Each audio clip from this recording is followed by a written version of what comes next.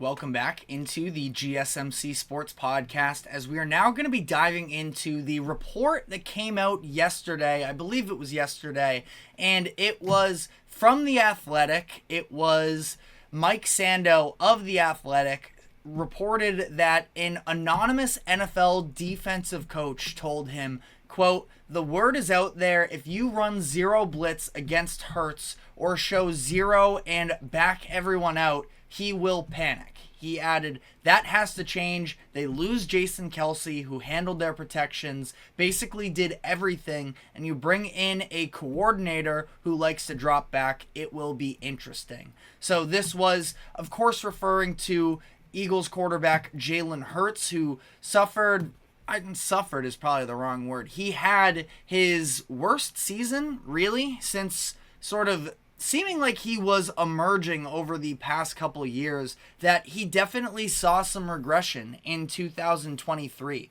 where the numbers were still fine. He was 3,800 passing yards, 23 touchdowns, but a career-high 15 interceptions. And on this idea that this head coach, which, by the way, I never love, fully taking these anonymous quotes into consideration. They're interesting to talk about, but at the same time, you do have to keep in mind, I understand the anonymous part of it does sort of take away from a little bit of its credibility, that we don't have a ton of details on who this could be. But it sounds like he's somebody who is in the league for defensive coaching purposes and has done his analysis and has seen the struggles with Jalen Hurts against the blitz. And part of that would be backed up by the fact that he had his career-high 15 interceptions. 8 of those came against the blitz, according to ESPN. And it's been a little bit of a roller coaster for the Eagles these past couple years, going to the Super Bowl in 2022, feeling like this was the start of something. And then last year, obviously, there was dysfunction behind the scenes, where ESPN put out their article about the divide that was sort of formed between Jalen Hurts and head coach Nick Sirianni, that Hurts wanted to evolve the offense and Sirianni sort of wanted to stick to his roots. Now, that definitely played a factor in the Eagles' offense being less explosive. Jalen Hurts dealing with, I believe it was a knee injury for a lot of the year. Didn't take him out of many games, but it was something that was clearly impacting his level of mobility, which does also play into this idea of how to beat the blitz. For clarification as well, this idea of zero blitz that this particular NFL head coach was talking about, it's basically to some degree sending the house and knowing that you're going to have a free rusher and forcing Jalen Hurts to move a little bit. And when you're dealing with an injured knee, that obviously becomes significantly more difficult as well. So that's also something to take into consideration with this all. Jason Kelce, like this coach mentioned, is no longer there in place for the Eagles. And especially over these past couple years, it's been a little, and deservingly so, because Jason Kelce is a phenomenal football player and a phenomenal entertainer that I'm really looking forward to seeing him become an analyst here. But he's definitely gotten his share of love over these past couple years, and it's going to be a significant, change on the offensive line for the Eagles, who were one of the best groups that we've seen in recent years from these past couple seasons. Cam Jurgens now taking over that center spot from them. Mekhi Becton, how about this, by the way, as well? I know this probably only interests a few people, but ended up being a free agent signing for the Philadelphia Eagles, the former first-round pick for the Jets, who never really worked out there. Worked his way onto the Eagles starting line as a right guard. So Becton used to be a tackle, now is expected to be in that starting 5. Injuries have definitely played a role in Becton's lack of success up to this point in his NFL career, but still a very young player at just 25 years old, was the 11th overall pick in 2020. So I'm definitely keeping an eye on that. But It's going to be a little bit of a different look from the offensive line, like the coach mentioned as well. New offensive coordinator in the building for the Eagles. It is now Kellen Moore taking over for the Eagles. This idea that he likes to drop back more.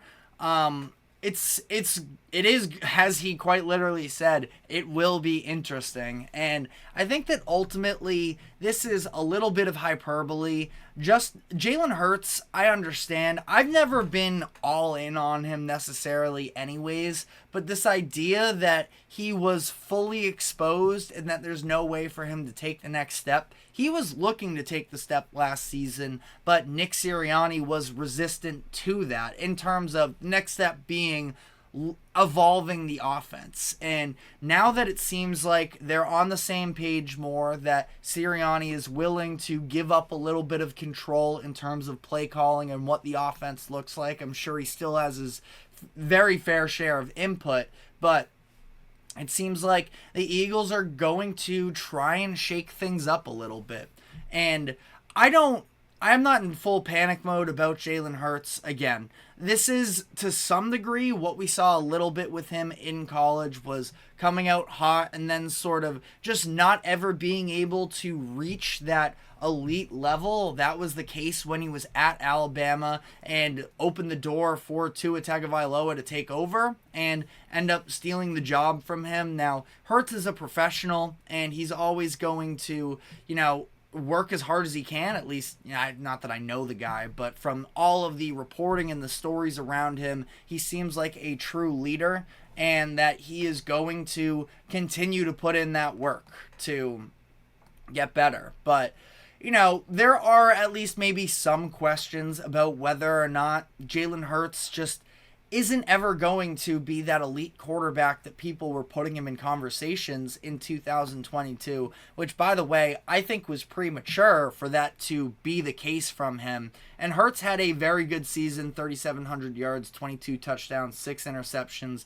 Talking about 2022 here, he additionally, trying to find the rushing yards on the fly here as well, but yeah, another 760 yards on the ground. That he is still going to be an impactful, positive player. But this idea that he's just going to continue to be up and work his way. I think I saw Dan Greenberg the other day when he was talking about this topic, talk about that Jalen Hurts was on a Hall of Fame trajectory. And I like Jalen Hurts, but Hall of Fame trajectory for someone who's had 2 good seasons, 3 good seasons, 2.5 maybe.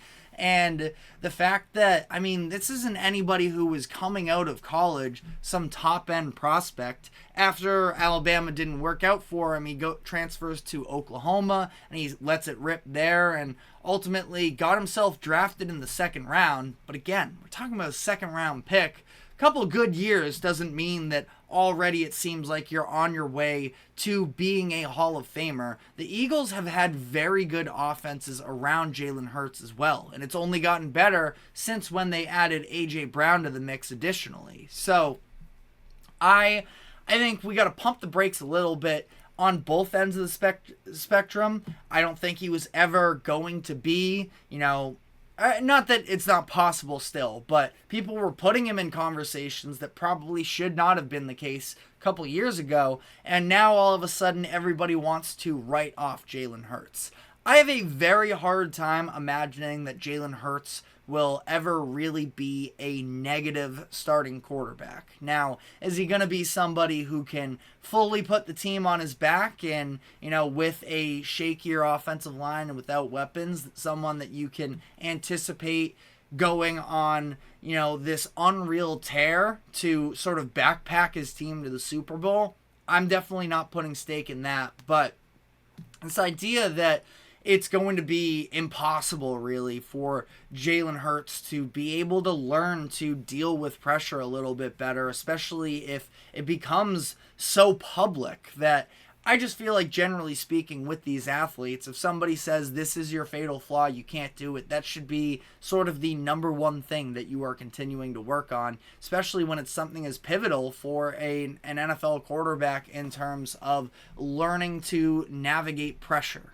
And with identify blitzes, be able to make the right calls at the line of scrimmage, like such as the coach was talking about before. Jason Kelce was massively instrumental in pointing out these types of things and helping the offensive line to recognize what's going on. They lose Jason Kelce. That's going to be significantly more. Obviously, Cam Jurgens is going to have to take over at least some of that. But additionally, it's going to be on Jalen Hurts to, be able to organize the offense in a way that is able to pick up on these types of things. So I think there's going to be growing pains sort of this upcoming season, and it's not going to be perfect, but this idea that all of a sudden, this anonymous NFL coach talks about, oh, Jalen Hurts doesn't do well against the blitz, and all other 31 teams are going to be like, oh, I don't know how we thought about that. Yeah, let's just blitz him more.